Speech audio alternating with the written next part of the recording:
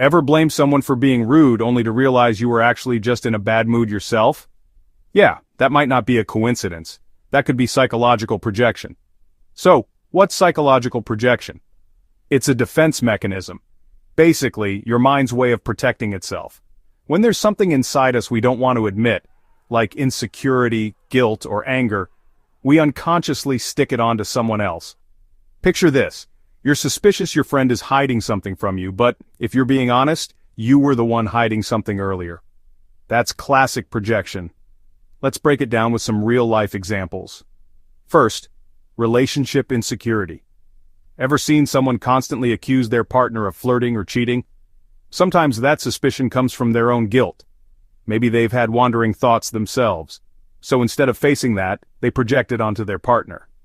Or at work, an employee misses a deadline, but instead of owning up, he blames the whole team for being lazy. It's easier for his ego if he shifts the blame, right?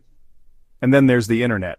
Trolls hating on creators, leaving nasty comments under motivational videos. More often than not, that hate is just their own frustration with themselves, projected outwards. Why do we do this?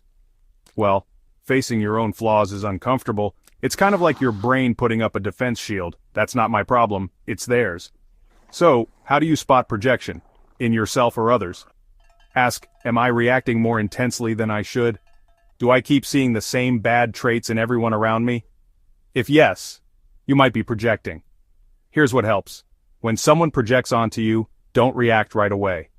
Stay calm, set your boundaries, reflect before you respond. And if you catch yourself projecting, that's actually a win. Self-awareness is the first step to real growth. So next time you feel like calling someone out, just pause. The real issue might be closer than you think. If this clicked for you, hit that like button, share with someone who could use a little self-awareness, and don't forget to subscribe. Remember, self-awareness is a superpower.